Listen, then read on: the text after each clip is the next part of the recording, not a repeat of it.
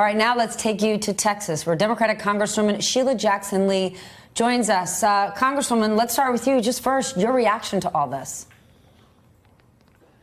Good morning. Let me first of all say that we are about to begin the weekend of commemoration for a man who gave us a special message that all of us were equal and we were part of the beloved community. I want to honor him. I did not know him, but I knew his late wife, and I know his family, and I know the spirit in which they continue to push America toward her higher ideals.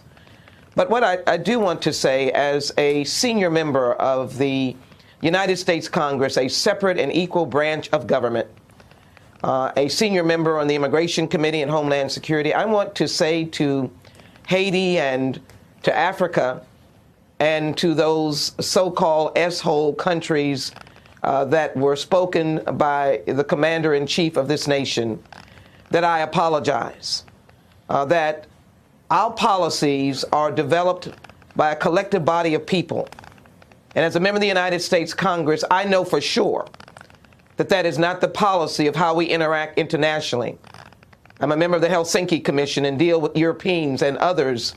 And so this is an apology. My other point is that I expect for the Secretary of State, Secretary Tillerson, to take to the microphone today and to explain to the world what our policies are with respect to Haiti, those under the TPS, Honduras, Haiti, El Salvador, those countries reflected by the Dreamers, such as Peru and Jamaica and Mexico and many other countries, and as well to explain the importance, the strategic importance of Africa and the Africa Command and the heads of state. If he does not do that, that undermines what we have been listening to, the very core values of America. And finally, let me just say in this point, where are the leadership of the Republican Party? I am the granddaughter of immigrants. Where is Speaker Ryan? Where is McConnell? Not for Republican politics, but for the leadership role, the patriotic role in which they hold on this nation. I am outraged, but I will spend my weekend trying to promote and advocate for the goodness of what Dr. King stands for. But I believe that this is a direct evidence of the instability of this president, and actions need to be taken as relates to that instability. Congresswoman, at some point, Stephanie and I were discussing, and we're waiting for the president to come through and sign the declaration honoring Dr. King. There is some irony in that today. But at some point, the agenda has to be trumped by humanity, right? Anybody in Congress has got to say their ability to support a candidate or support the president or get a Supreme Court justice nominated or to get this tax bill passed or whatever. That cannot supersede your basic humanity about what it means to be an American and the collective view that we have of immigrants and the rest of the world and what our role is. You are so absolutely right. And I hope my tone indicates my background, and that is I seek to find common ground. We all do. We all want to see each other in human dignity. And that's why I think it is so important that I apologize, because I am not too big to apologize to the world, or I don't have status enough not to apologize.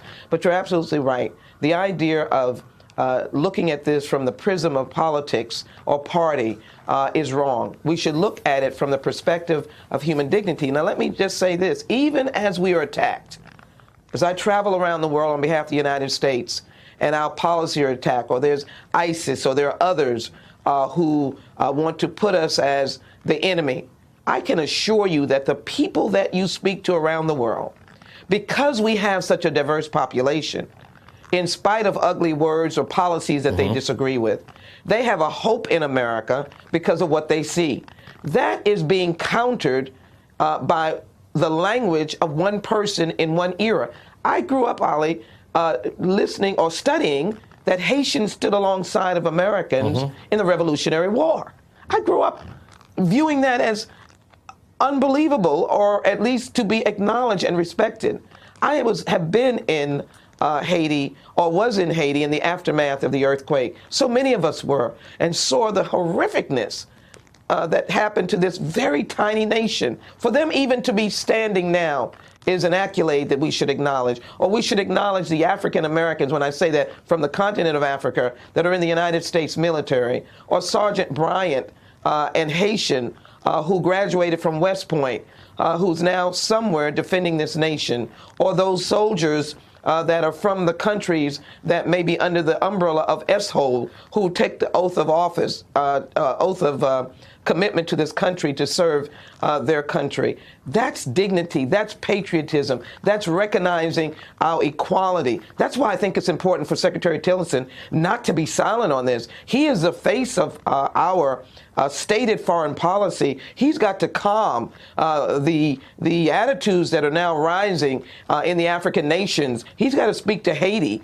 He's got to speak to Honduras and El Salvador and Haiti, again, as TPS. And he's got to speak to all these countries that these dreamers come from. Hey there, I'm Chris Hayes from MSNBC. Thanks for watching MSNBC on YouTube. If you want to keep up to date with the videos we're putting out, you can click subscribe just below me or click over on this list to see lots of other great videos.